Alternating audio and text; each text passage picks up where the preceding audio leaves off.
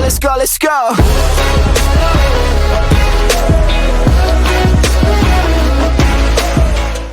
Six Flags Over Texas, located in Arlington, Texas, is the very first Six Flags park, and without it, we would never get the chain we know and love today.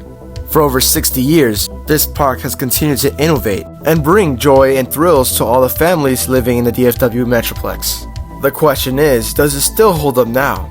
With the park not being at its former glory, and lots of new theme parks outshining the competition, today we're going to look at the pros and cons of Six Flags Over Texas and get a 100% honest review on this classic park from the perspective of a constant Over Texas visitor. Before we get into the video though, if you're new here, welcome to the channel for all those thrill seekers.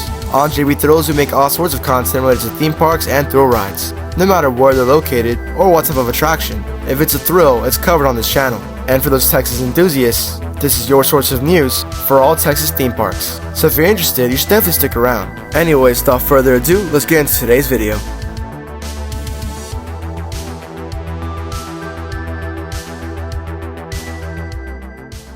As stated before, Six Flags Over Texas is a very historic theme park. It opened in the year of 1961, with the vision to bring a theme park like Disneyland close to home. The park was a massive success, and inspired many other theme parks like Fiesta Texas, as well as the creation of more Six Flags parks across different states like Georgia and St. Louis. Over time, the park continued to evolve and innovate, with a lot of new attractions and world's firsts, including the debut of RMC, arguably one of the best roller coaster manufacturers out there. So obviously, Over Texas made an impact, but does it still hold up today?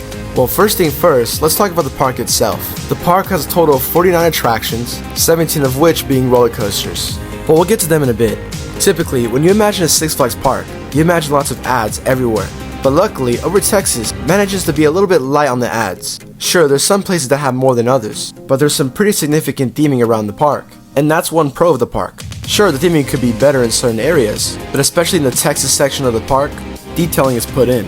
And this mainly stems from the park being historic, because from the beginning, the park used to be themed to the 6 countries of Texas. Hence the name Six Flags. But again, the theming is pretty good. Of course, it's not Knott's Berry Farm level, but it's getting there. Now, one con about Over Texas is the very confusing layout. It's not as bad compared to other theme parks, but for a first timer, you might get lost on where certain attractions are. One infamous navigation nightmare is finding Judge Ray's Scream. This coaster is actually located outside the park, and you need to take a tunnel to find it. For first timers, it can be very confusing. So one tip is definitely to look at the map a lot, maybe watch a video with the tips and tricks for Over Texas, or just go with someone that knows about Over Texas. It's not a hard layout to figure out, and once you know it for good. But yeah, Over Texas could work on their layout a little bit, especially the tighter pathways that can get very busy on packed days.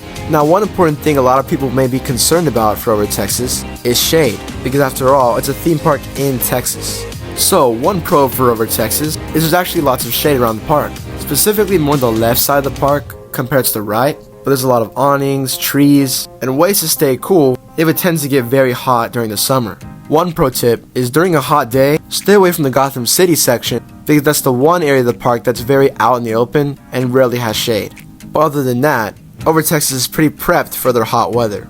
Not to mention there's a lot of water rides. Speaking of rides, let's talk about the 17 roller coasters that's in Over Texas. And these coasters include Aqua and Power Wave, Batman the Ride, Judge Ray's Scream, La Vibra, Mr. Freeze, Mini Mine Train, New Texas Giant, Pandemonium, Runaway Mine Train, Runaway Mountain, Shockwave, The Joker, Titan, and Wile E. Coyote's Canyon Blaster. As you can see, Over Texas has a very unique mix of roller coasters, and honestly, this is a pro for the park. This means the park has something for everybody. If you like spinning coasters, you have Pandemonium. If you like launch coasters, you have Mr. Freeze. Essentially, if you're coming to Over Texas for different types of attractions, this is definitely the park for you. And for the families, it's even better, because it's understandable if not everyone is into extreme attractions. The genius behind Over Texas is the fact that you can essentially work yourself up to the bigger attractions, starting off with smaller attractions like Mini Mine Train or Runaway Mine Train, then moving up to intermediate coasters like Judge Ray's Scream, before ending it off with extreme coasters like Batman the Ride or Mr. Freeze. It's a great system, and not many parks have this. Another pro is that the park is very kid-friendly. They have a kids area named Bugs Bunny Boomtown that's pretty big in size, and has a playground with lots of kids attractions. As for other kid attractions, they're all dispersed pretty evenly around the park. So yeah, this park is pretty much built for families, and the best part is that it's not family only, because they have some pretty great thrill rides as well. and the top 5 of the park is pretty strong. We have Mr. Freeze, Batman the Ride, New Texas Giant, Titan, and Shockwave. These are in no specific order, but they're one of the 5 most popular rides in the park, and are honestly one of the best. New Texas Giant is the first RMC coaster, and while it doesn't have any inversions, it's still very fast-paced, and sitting in the back is a lot of fun.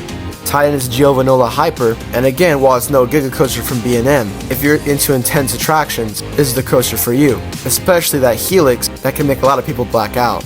Batman the Ride's a typical B&M invert, which is cloned almost at every Six Flags, but it has great theming, and is a good ride, but one con is that it tends to be a little bit rough sometimes, so just be very careful on where you sit.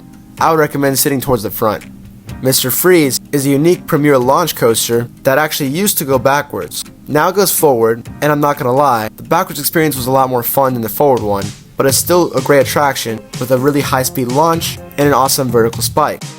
Last but not least, we have Shockwave, which is honestly a sleeper hit. It has really great airtime, and is the first coaster to have back-to-back vertical loops, and because it's located in a dead zone of the park, it tends to be very empty, so you'll never have to worry about a long wait for Shockwave, and I 10 out of 10 recommend it. There's a lot more coasters that each offer unique experiences, for example La Vibra, a rare bobsled coaster, Runaway Mountain, an indoor all-dark roller coaster, and Runaway Mine Train, the world's first mine train coaster, with a lot more attractions to check out, all of which aren't inherently bad. Maybe besides La Vibra, but it could be way worse. Regardless, Over Texas has a really solid lineup, and while I would like to see some more headliner coasters approach Over Texas, for the way it is now, it's actually pretty good. Now how about dispatch? Well, actually, one pro is that Over Texas tends to be pretty speedy about their dispatches, and is actually not very bad. Only thing though is that it's not very constant. Depending on the attraction or depending on how busy it is, ride waits can differ daily. But there are some attractions that either always have a short wait or always have a long wait. The ones whose lines go by pretty fast is definitely Aquaman Power Wave and Shockwave. Shockwave is because it's located in a dead zone and not many people go back there, so it's definitely an attraction to do when other attractions are pretty busy. Aquaman Power Wave has a very structured system to get people on and off really fast, and because of this, the most you'll wait is probably 15 minutes. So again, it's an attraction to do a little bit later. Now the busiest attractions is definitely La Vibra and Pandemonium. La Vibra has very bad capacity, and it can be very packed, so if you want the credit, I would recommend riding it first, or waiting till the very end to ride it. Pandemonium is also a family coaster, so it's popular by default, and while there are a lot of trains, the fact that it's close to the entrance, it's an area with a lot of foot traffic, yeah, it gets very busy. Finally, we have New Texas Giant, which tends to be an issue when it's obviously the most popular coaster in the park, one of the most extreme rides in the park, and of course, it's an RMC. Some tips to combat that is either ride it first, or show up when it's about to close, so that way you're not wasting your time during the day just sitting in line for New Texas Giant. This is also probably the reason why we need one more thrill ride, because it feels like all the attention is going to New Texas Giant, and one more extreme ride wouldn't be bad for Over Texas. As for the attractions I didn't mention, they tend to fluctuate depending on capacity in a day, weather, ride closures, and etc. And as for investing in Flash Pass, only do it if you absolutely need it, but honestly, you can ride all the attractions in Over Texas in maybe a day, 2 days max. You just gotta have really good planning and know what your priorities are. Speaking of attractions, what else are there to do besides the attractions? Well, here's where we have a con. Six Flags Over Texas actually does not have any other experiences to do besides the rides. Meaning, if you're coming to Over Texas to do more than just attractions, as in watch shows or any other things, this is not the park for you. Unlike SeaWorld San Antonio, Fiesta Texas, or Knott's Berry Farm, Over Texas remains strict on just the attractions. Yes, they did add a few new shows this year, but it's more like extra activities, and less like an actual show that's unique to the park that you need to watch. Although, if you do want to watch some good shows, I would wait to visit Over Texas during Holiday in the Park, because during Holiday in the Park, they do in fact have shows, and they're actually really good.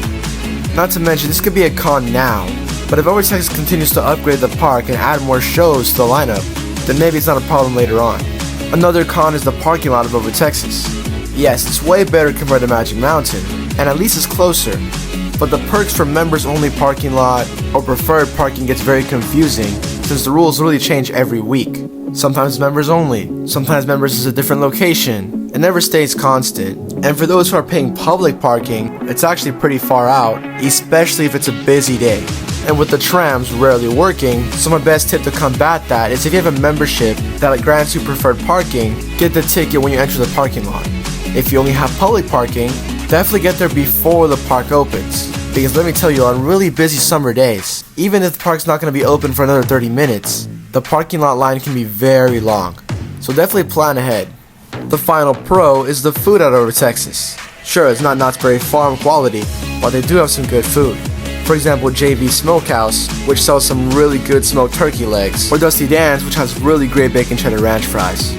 The only restaurant I wouldn't recommend eating at over Texas is the All-American Cafe, and that's because the food's pretty bland there. If you want a good burger, go to Johnny Rockets. If you want chicken or turkey, go to JV Smokehouse. Plus, over Texas actually added some more eating places, like Auntie Anne's, or Pineapple Man, which sells boba tea.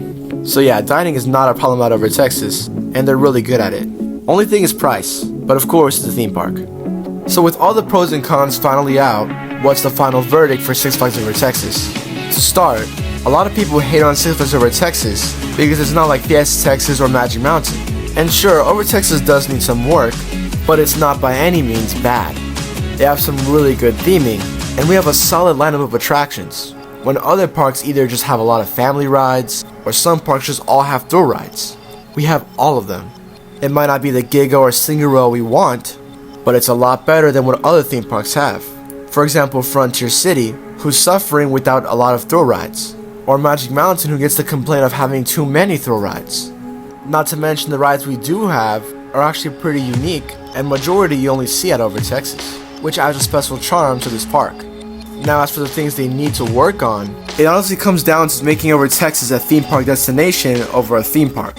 Lack of shows and other experiences is bad for a theme park, because not everyone likes the attractions, no matter if it's big or small. That's why we see theme parks like Fiesta Texas, Knott's Berry Farm, or Dollywood succeed, because they have more to offer than just the rides. And Over Texas is severely lacking in that. Not to mention they need one more headliner attraction, because everyone is stuck riding Texas Giant or Titan. To add a new big attraction not only ups the attendance in the park, not only adds a reason for people to come back to Over Texas, but disperses the crowd a little bit more and offers something new besides Texas Giant and Titan. And finally, like I said, the theming is good for Over Texas, but they need to make it more than just theming and make it an atmosphere. If the whole park is cohesive with the giant theme, similar to Knott's Berry Farm or Fiesta Texas, Over Texas can be that theme park destination. This park screams potential, but it's up to the higher-ups or whoever's in charge to make the park more than what it is now. So do I recommend you visiting Over Texas this summer? Yes, of course. Like I said, it has lots of great attractions, and it's a great way to spend your time enjoying your summer. Honestly, the pros outweigh the cons, and it could be a way worse theme park, but instead it's actually pretty great. Not to mention iconic. Without Over Texas, we wouldn't get any of the other theme parks we love and know today. So why not visit the park where it all started? Anyways, those are my thoughts on Over Texas, and if you have any other opinions or ideas, comment down below. Anyways, thank you for watching, enjoy your summer, and this is JV Thrills signing out.